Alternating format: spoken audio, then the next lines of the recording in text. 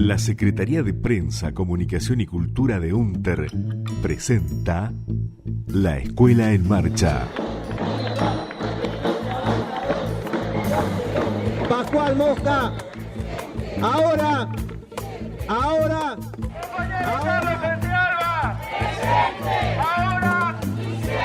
La Escuela en Marcha, el boletín informativo radial de la Unión de Trabajadoras y Trabajadores de la Educación de Río Negro. Y así será de igual a igual, y así será de igual a igual.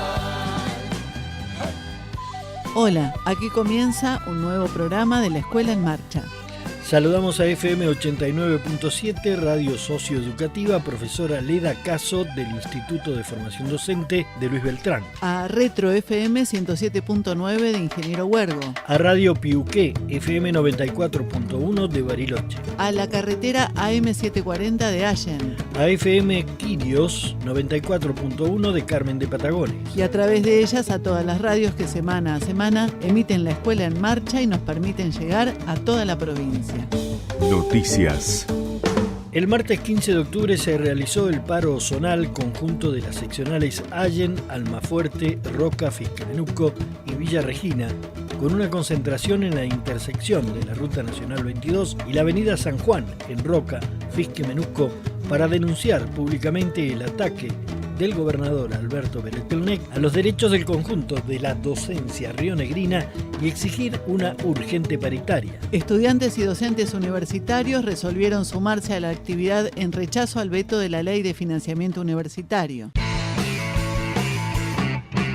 La calle nuevamente para defender la educación, para defender los derechos del pueblo trabajador, para defendernos de un gobierno que nos ataca. Hoy le queremos decir al gobierno de la provincia de Río Negro que la educación no es un servicio esencial, que la educación es obligatoria y es un derecho que tenemos todos y todas. Nuestro sindicato defiende y va a seguir defendiendo la escuela pública, a las universidades, defender los derechos. Que la educación pública sea una verdadera educación gratuita de acceso para la clase trabajadora. Mire, si hay que responderle al presidente de la nación que dice que solamente los ricos pueden llegar, acá le está hablando un hijo de un peor rural que todos los días sale a laburar para poder sostenerlo y para que pueda tener un futuro mejor. Así que acá está la clase trabajadora y no vamos a parar hasta conseguir lo que soñamos. Estamos acá confluyendo los centros de estudiantes de las 3 universidades nacionales de la ciudad de General Roca, una ciudad universitaria que debe expedirse en favor de nosotros y de nosotras quienes conformamos la comunidad universitaria. No queremos quedarnos en nuestras casas, queremos aprender cómo se hace esto. Queremos construir, porque la construcción de conocimiento, bien dijo una profe nuestra, es colectiva.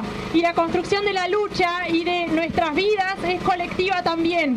La salida solo puede ser desde abajo y en solidaridad con el resto del pueblo. La universidad no puede ni quiere salvarse sola.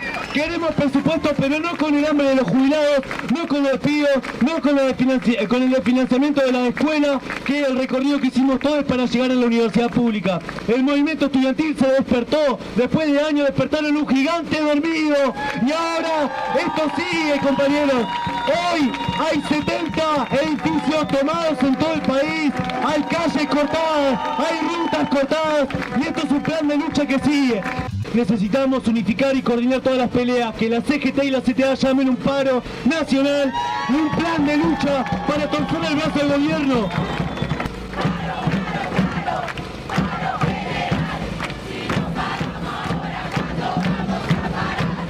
Silvana Inostroza, secretaria general, hace un balance de la jornada. Nos reunimos no solamente los trabajadores y trabajadoras de la educación, sino también con estudiantes de la Universidad de Río Negro, Universidades del Comahue, el IUPA, que resolvieron acompañarnos en nuestra movilización y también traer a la calle el reclamo propio que están llevando todas las universidades en nuestro país. Confluimos también con otras organizaciones sociales y otros sindicatos que han estado reclamando, porque esto que nos está pasando no nos está pasando solamente a los trabajadores y trabajadoras de la educación, si bien hay medidas y políticas que nos afectan directamente y solo a nosotras y a nosotros, en realidad es generalizado el ajuste que se está llevando adelante por parte del gobierno provincial a todas las trabajadoras y trabajadores del Estado, a la salud pública, a la educación pública, y desde el gobierno nacional, por supuesto que a la salud y a la educación, pero también el recorte a las universidades. Tuvimos a nivel local en la seccional Rocafisque un 80% y a nivel zonal un 70% de adhesión al paro. Muchas compañeras y compañeros se trasladaron desde Regina, seccional Almafuerte, seccional Allen, a confluir en esta movilización zonal, como hemos dispuesto en el último congreso de la UNTER. Con este paro y movilización terminamos con el mandato de nuestro congreso, que era llevar adelante paros zonales de 24 horas en 8 zonas de nuestra provincia. Eran las últimas 2 zonas que nos faltaban, por lo tanto hoy cumplimos con ese mandato y seguramente en los próximos días estaremos resolviendo cómo continuamos, si no nos convocan urgentemente a una paritaria. Entendemos que nos tienen que convocar inmediatamente a paritaria. En la audiencia anterior quedó en el acta establecido que los primeros días de octubre nos volvíamos a reunir para definir el incremento salarial para el mes de octubre, noviembre y empezar a hablar quizás del mes de diciembre también. Lamentablemente, una vez más, el gobierno provincial y en nuestro caso el Ministerio de Educación nos deja de lado en la convocatoria paritaria porque ha convocado a otros sindicatos estatales y no a la UNTER, poniendo como excusa, entendemos nosotras y nosotros, que estábamos en conflicto y con un plan de lucha. Bueno, ese plan de lucha terminó hoy, entonces entendemos que ya no tiene excusas para convocar a las trabajadoras y trabajadores de la educación a una mesa de negociación, que no solamente va a ser salarial, eso también lo queremos dejar en claro, sino que vamos a plantear muchas otras cuestiones que nos están atravesando como trabajadoras y trabajadores y que se traducen en quita de derechos ya conquistados por la UNTER. Entendemos que eso lo único que busca es desgastarnos en los reclamos y, por supuesto, quitarnos todo tipo de derechos, yendo en contra del poder adquisitivo de las trabajadoras y trabajadores, que aportan las economías locales y regionales, porque sabemos cómo se mueven las economías en cada uno de nuestros lugares, y el gobierno de Río Negro juega con eso, juega con la necesidad de las trabajadoras y trabajadores, no solamente no haciendo oferta salarial, sino cada vez que define descontarnos un día de paro, descontarnos un día que este nuevo sistema de auditorías nos rechaza una licencia. Lo dicen como ahorro y se jactan de que es un ahorro que está haciendo la provincia, pero en realidad es ajuste con los trabajadores y trabajadoras. La educación es un derecho, no un servicio. El proyecto, que pretende declarar la educación como servicio estratégico esencial, avasalla derechos constitucionales de los trabajadores. Finge defender el derecho de niñas y adolescentes a educarse, pero convierte a las escuelas en guarderías. Establece guardias mínimas obligatorias para los días de paro que no aseguran el dictado de clases. No se ocupa del escaso presupuesto destinado a educación, que no garantiza edificios escolares en condiciones ni salarios dignos. Aparenta preocuparse por el ciclo lectivo, pero nada dice de los días de clase que el Estado no asegura por falta de transporte, comedores escolares y mantenimiento edilicio. Solo apunta a restringir el derecho a huelga. Los trabajadores de la educación vamos a seguir luchando por nuestros derechos y por los derechos de nuestros estudiantes, no a la esencialidad.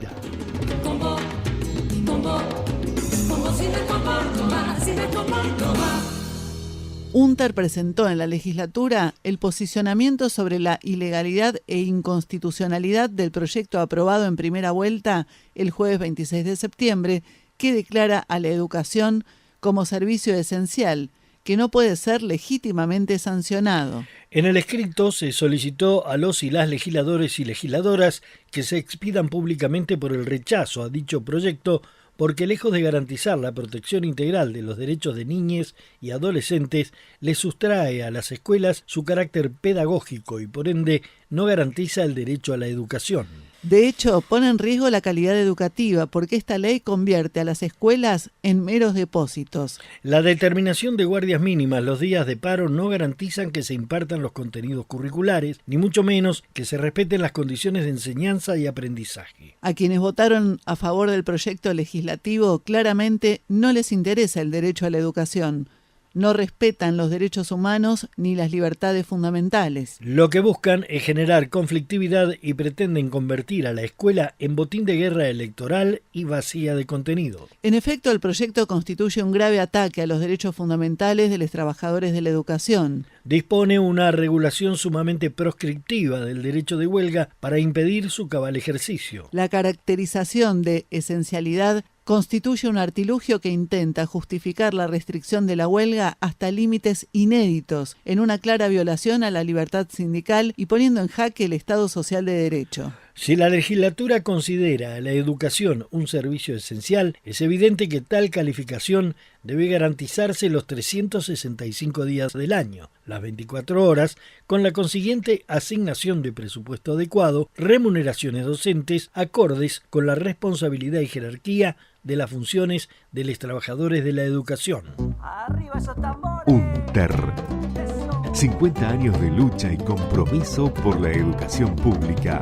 Y allá nos vamos a encontrar, codo a codo, dijo el sabio, haciendo huella al andar, haciendo fuerza en cada paso, marcha al frente indignamente, que de esta nos levantamos, pues que queda del que viene, ya esta historia la aflojamos. No era ahorro, era disciplinamiento. Desde el Consejo Directivo Central de UNTER denunciamos la persecución del gobierno de Río Negro hacia nuestro sindicato. Cuando el poder se usa para amedrentar, perseguir y cercenar derechos de los trabajadores es porque claramente perdió el rumbo. Quisieron hacerle creer al pueblo que bajando la representación sindical de licencias gremiales, la provincia ahorraría recursos económicos. Aquí les compartimos testimonios de compañeros de las juntas cuyas licencias gremiales fueron dadas de baja por el gobierno. El trabajo que yo hacía acá junto con el vocal. Diego Fortetti, secretario vocal, Junta Clasificación Zona Andina y Andina Sur. Consistía en recepcionar la documentación. En función de esa documentación que ingresa, se hace la carga de los datos en cada uno de los legajos de los docentes. Después también la comunicación constante con los docentes de esta zona en cuanto a consultas que realizan sobre su clasificación. La respuesta en función de la normativa, el trato siempre predispuesto y amable para tratar de salvar las situaciones que por ahí ocurren. Toda una tarea, todo un trabajo que no se va a poder realizar porque como secretario hacía esto y el vocal se consagra a una actividad similar pero mucho más específica. Lamentablemente los compañeros de esta zona y de todas las otras zonas donde no van a estar los secretarios de los vocales y los secretarios gremiales van a ver esta falencia. Horacio Marcetti, vocal Junta Clasificación nivel inicial. Hace un tiempo, cuando el sentido de la Junta Inicial, cuando se separa del nivel primario, fue por la cantidad de legajos que tenía para estar más cerca del compañero y compañera en el seguimiento de cada uno de los legajos, en el seguimiento de los reclamos, de las clasificaciones que son las que permiten el ascenso y el puesto de trabajo, y el que garantizaba que después en una asamblea el compañero y compañera pueda acceder a un lugar, a un trabajo. Esto se va a ver obstruido. Tenemos el concurso de ingreso para fin de año, que va a ser de manera virtual. Tenemos pendiente el concurso de ascenso a cargos de supervisor, el segundo concurso que la provincia ha convocado, y eso genera una serie de actividades, de pasos a seguir, que faltando nuestra pata, nuestro compañero o compañera de trabajo, el equipo se ve roto. Escuela Rodolfo Walsh. Además del espacio de la lucha gremial, la UNTER se ha dado desde hace años el espacio y la posibilidad de dar la batalla político-pedagógica. El aula también es una trinchera y la escuela es el lugar donde defendemos los valores de la vida, los valores de la solidaridad, los valores de la igualdad entre todos los seres humanos. Escuela Rodolfo Walsh. En el marco de la persecución político-sindical contra la UNTER y los trabajadores de la educación en su conjunto, el gobierno dio de baja las licencias gremiales de los compañeros que conforman la Escuela de Formación Permanente Pedagógica, Político-Sindical y Ambiental Rodolfo Walsh. Siguen llegando mensajes de solidaridad de capacitadores de la Escuela Rodolfo Walsh. Mensajes que son abrazo y calientan a redoblar los esfuerzos para luchar contra este gobierno que no solo desconoce la historia de lucha y militancia de la UNTER, sino que tampoco respeta las normativas vigentes y los acuerdos paritarios homologados. He participado no una, sino muchas veces de actividades en el marco de la Escuela de Formación Rodolfo Walsh. Daniel Brailovsky. Creo que es un espacio imprescindible en el cual he aprendido, he enseñado, he compartido, he disfrutado. Me parece que la existencia de estos espacios transversales que permiten repensar la tarea desde lugares políticamente comprometidos y sobre todo profesionalmente comprometidos es importante, y me parece un tremendo síntoma de esta época que se quiera desarticular estos espacios. Mi total apoyo incondicional a la gente, a los compañeros y compañeras de la Rodolfo Walsh. Hola, soy Diego Chichisola, especialista en escritura y alfabetización de personas jóvenes y adultas. Pude compartir, reflexionar sobre nuestras prácticas junto a los docentes de adultos de casi toda la provincia de Río Negro, porque la Walsh me invitó, porque la Walsh gestionó un espacio de reflexión, de construcción colectiva de conocimiento, y pudimos pensar juntos posicionamientos pedagógicos para pensar la alfabetización de personas jóvenes y adultas, tan necesario, ¿no? Y la construcción del nuevo diseño curricular. Más que agradecido a la Walsh por haber compartido esos espacios, y sé del agradecimiento y la necesidad profunda de los docentes de que eso suceda. Así que de mi parte necesitamos a la Walsh, necesitamos espacios de reflexión sobre nuestras prácticas para repensarnos y para que leer y escribir sea como el pan de todos y para todos. El solo hecho de ser conscientes de nuestros derechos, de conocer todos y cada uno de ellos y de reconocer cuando alguien pretende pisotearlos, es gracias al trabajo que vienen realizando desde siempre las escuelas de formación política pedagógica sindical, como la Escuela de Formación Rodolfo Walsh. Julián Cron Díaz. Por tal motivo, en este contexto sociopolítico hostil, donde se ha vuelto moneda corriente el ataque a nuestros derechos y la promulgación de decretos que van en contra de lo constitucional, es imprescindible la existencia de estas escuelas. Porque haber llegado a una educación pública, de calidad y accesible para todas, todos y todes, no fue por arte de magia. Fue gracias a años y años de luchas sindicales, de calles pobladas, de docentes comprometidos y militantes de lo justo, que han trabajado y lo siguen haciendo incluso por fuera de su horario laboral, para que las próximas generaciones entiendan la importancia de defender sus derechos y para que nunca olviden que hubo una vez una democracia que se nos fue arrebatada y que tuvimos que salir a recuperarla colectivamente. Un abrazo y me solidarizo con ustedes.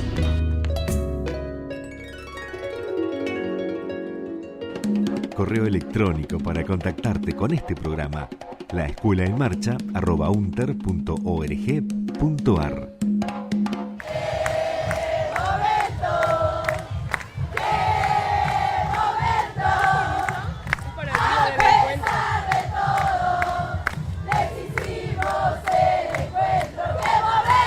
Histórico encuentro plurinacional de mujeres y disidencias con importante convocatoria. Jujuy le pasó la posta a Corrientes.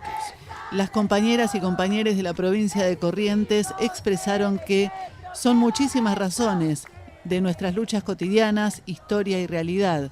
Somos un territorio fronterizo, triple frontera, con exposición constante y cotidiana al tráfico de personas, especialmente mujeres y niñas, en una espiral de violencia y complicidad del poder político explícito. Sobre la participación de UNTER nos cuenta María Inés Lua Hernández, secretaria de Derechos Humanos, Género e Igualdad de Oportunidades. Más de 120 compañeras y compañeros participamos del 37 Encuentro Plurinacional de Mujeres, Lesbianas, Travestis, Trans, Bisexuales, Intersexuales, No binarias, que se desarrolló los días 11, 12 y 13 de octubre en San Salvador de Jujuy. Este año, con más razón, UNTER participó entendiendo que es un acto de resistencia frente a esta avanzada de la derecha, teniendo en cuenta que además este año la primera medida que tomó el gobierno libertario fue literalmente desaparecer el Ministerio de Mujeres, Géneros y Diversidad, el INADI, la COSNADI.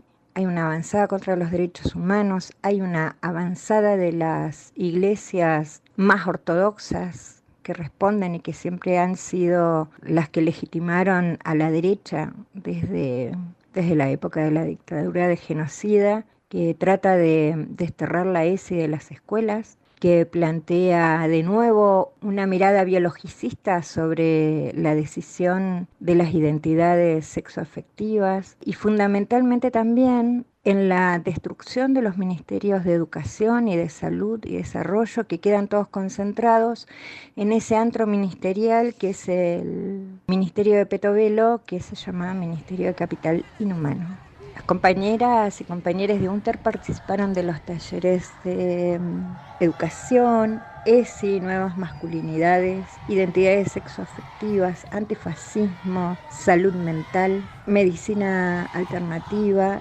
y también de las actividades que se fueron desarrollando junto a los pueblos de las naciones originarias.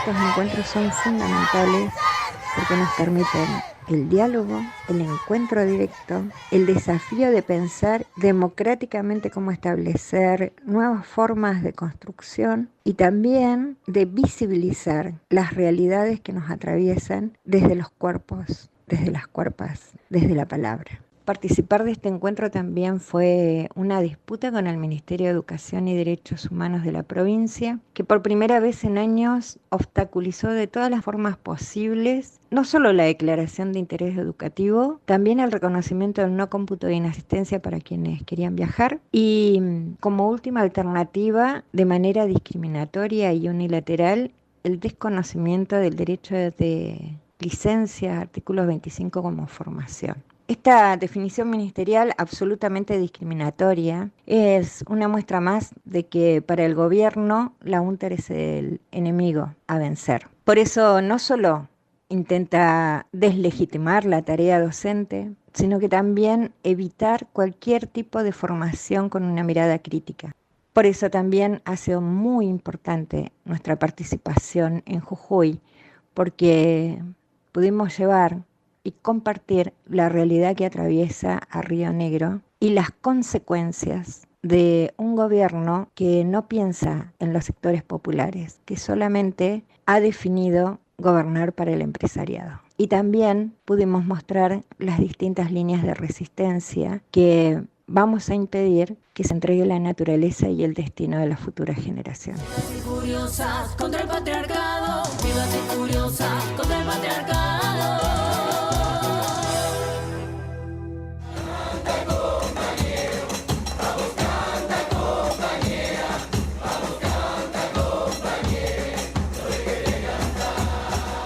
Historia nuestra. 19 de octubre, Día Mundial para la Prevención del Abuso Sexual en Niñas y Adolescentes. Hay secretos chiquititos que te invitan a jugar y hay secretos tan enormes que te vienen a asustar. La ESI ocupa un terreno de disputa. Una estrategia fundamental para prevenir el abuso sexual contra las infancias. Liliana Maltz nos invita a reflexionar sobre la importancia del cumplimiento de la Ley número 26.150 para la detección y prevención del ASI, abuso sexual infantil. Hola, ¿cómo están? Soy Liliana Maltz, capacitadora, investigadora y escritora en temas ligados a la educación sexual integral y al vínculo familias y escuelas.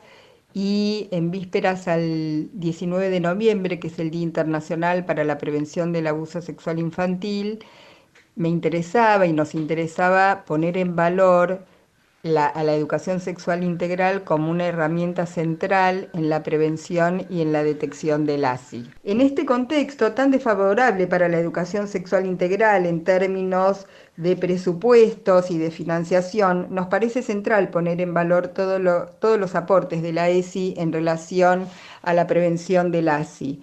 Encuestas y datos oficiales dados por UNICEF plantean que gracias a la educación sexual integral se detectan gran cantidad de abusos que en su mayor porcentaje se dan en el ámbito intrafamiliar. ¿Y por qué la ESI colabora en esta detección o en este registro de estar siendo abusados de muchas infancias? Porque se les enseña que tienen derechos, que nadie puede hacerles algo que les haga sentir mal, que si esto pasa es urgente, que puedan pedir ayuda y que puedan confiar en sus propias percepciones. Se les explica que su cuerpo es su territorio y que son los dueños y las dueñas, y son quienes, en tanto dueños y dueñas, son quienes deciden quiénes pueden tocarlos y quiénes no. Se trabaja además la idea de consentimiento desde la cuna. ¿Qué quiere decir esto? Que ellos pueden decir que no si algo no les gusta o se sienten mal, y por eso en los jardines desde la más temprana infancia se les pide permiso para cambiarles los pañales, para abrazarlos, para ponerles un abrigo, y así van aprendiendo desde muy temprano que tienen derechos sobre su cuerpo. Por otra parte, se interpela los modelos hegemónicos de belleza para entender que no pueden ser lastimados por ningún motivo y que todos los cuerpos merecen respeto. Muchas veces el sentir que tienen cuerpos que no valen, porque justamente no entran en esos cánones de belleza, entonces se merecen el golpe, se merecen un insulto, y por eso la importancia de empoderar especialmente a las nenas en este punto.